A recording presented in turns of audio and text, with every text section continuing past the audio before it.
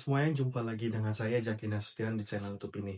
Jadi kali ini aku ingin membahas yaitu beberapa kesalahan yang sering dilakukan oleh jemaah umroh mandiri, apalagi jemaah umroh mandiri yang pemula.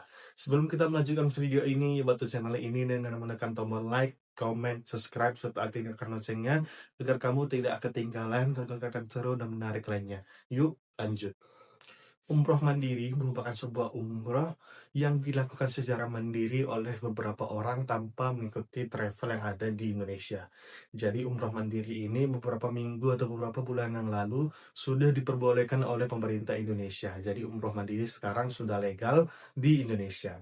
Dan jemaah umroh asal Indonesia yang ingin berangkat umroh secara mandiri tanpa mengikuti travel bisa melaksanakan ibadah umrohnya. Tetapi kali ini kita akan membahas beberapa kesalahan yang sering dilakukan oleh jemaah umroh mandiri, apalagi jemaah umroh mandiri yang pemula. Jadi teman-teman, beberapa kesalahan yang sering dilakukan oleh jemaah umroh mandiri, apalagi jemaah umroh mandiri yang pemula, yang pertama ialah tidak mengetahui proses atau tata cara pembuatan visa umroh. Banyak orang yang ingin melaksanakan ibadah umroh secara mandiri, hanya modal nekat dan hanya modal ngikut-ngikut orang atau ngikut trending yang sedang ada. Jadi ketika kamu ingin melaksanakan ibadah umroh secara mandiri dan kamu ingin membuat visa, kamu bisa membuatnya di aplikasi yang namanya Nusuk yang tersedia di App Store ataupun di Play Store. Jadi ketika kamu ingin membuat visa umroh, kamu bisa dari Nusuk, masukkan nomor paspor, data diri, dan lain-lain, kamu bisa mengupload ataupun membuat visa umroh dari sana. Dan hati-hati ketika mengisi data diri kamu ketika membuat visa, dan kamu harus memilih betul-betul visa mana yang kamu ingin pakai. Karena di Saudi Arabia, visa itu ada banyak macam-macamnya, ada visa umroh, ada visa turis, ada visa pekerja, dan ada visa yang lain-lain juga.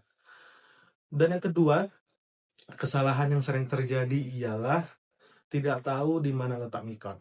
Nah, ini yang bagi pemula, teman-teman. Jika kamu terbang dari Medan ataupun dari tempat di Indonesia yang lainnya menuju ke Madinah, maka mikot yang kamu ambil ialah mikot Bir Ali yang ada di sekitaran Madinah.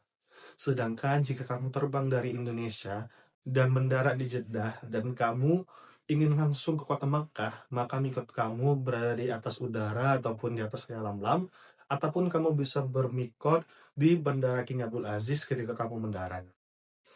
Yang ketiga, tidak paham bahasa dan tidak paham arah. Banyak orang ketika melaksanakan ibadah umroh secara mandiri, apalagi yang pemula-pemula, tidak paham bahasa dan tidak paham arah. Jadi teman-teman semuanya, ketika kamu di sana, kamu harus menguasai beberapa hal, termasuk bahasa dan arah-arah ketika di sana.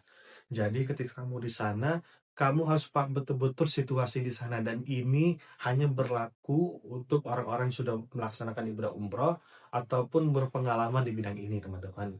Jadi untuk pemula-pemula tidak disarankan untuk melaksanakan ibadah umroh secara mandiri. Yang keempat ialah tidak paham rukun-rukun ketika melaksanakan ibadah umroh. Rukun ini sifatnya wajib, teman-teman. Jadi ketika kamu melaksanakan ibadah umroh, kamu wajib menghafal ini semua. Dikarenakan kenapa?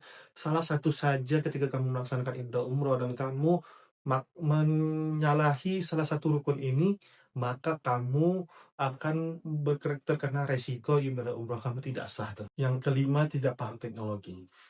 Banyak ketika orang melaksanakan ibadah umroh secara mandiri, tidak paham teknologi dan tidak paham teknologi apa yang dipakai di sana, teman-teman. Jadi ketika kamu melaksanakan ibadah umroh secara mandiri, kamu harus paham teknologi. Dikarenakan di sana semua sudah memakai aplikasi, teman-teman. Kamu ingin masuk ke Raudhah aja, sudah pakai aplikasi, seperti aplikasi Nusuk. Kamu ingin ke sana, sudah pakai aplikasi. Kamu ingin ke sini, sudah pakai aplikasi. Bahkan ketika kamu ingin memesan hotel, di sana itu sudah ada satu aplikasi, teman-teman. Jadi jika kamu tidak paham teknologi dan kamu nekat untuk melaksanakan ibadah umroh secara mandiri, maka kamu akan mengalami kesulitan di sana. Yang keenam ialah tidak paham tentang ilmu umroh. Dan hal yang ini yang sangat penting, teman-teman. Jangan sampai ketika kamu melaksanakan ibadah umroh secara mandiri, kamu tidak paham ilmu-ilmunya. Kamu tidak paham rukun-rukun umroh, kamu tidak paham wajibnya, kamu tidak paham hal-hal yang dilarang ketika melaksanakan ibadah umroh, dan lain-lain. Jadi, ini harus kamu ketahui, dan kamu harus pastikan betul-betul kamu sudah melaksanakannya dengan baik.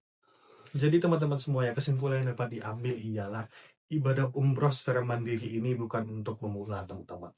Ibadah umroh secara mandiri ini untuk orang-orang yang sudah siap atau sudah berpengalaman ketika melaksanakan ibadah umroh. Dan ini tidak saya rekomendasikan untuk orang-orang yang pemula, apalagi orang-orang yang sudah lanjut usia. Dikarenakan ketika kamu melaksanakan ibadah umroh secara mandiri, artinya kamu mengurusnya sendiri tanpa ada bantuan orang-orang yang lain. Jika kamu tidak siap melaksanakan ibadah umroh secara mandiri, alangkah baiknya kamu ikut travel yang ada di Indonesia saja. Dan karena kan ketika kamu melaksanakan ibadah umroh secara mandiri, tidak ada yang mengurus kamu. Tetapi ketika kamu orang pemula dan kamu ingin melaksanakan ibadah umroh, ikuti saja travel, dikarenakan orang-orang travel akan mengurus kamu dengan baik. Mungkin itu saja yang dapat saya sampaikan, semoga bermanfaat. Jika kamu suka kepada video ini, bantu channel ini dengan menekan tombol like, komen, subscribe, serta aktifkan loncengnya agar kamu tidak ketinggalan konten-konten seru dan menarik lainnya. See you next time. Bye.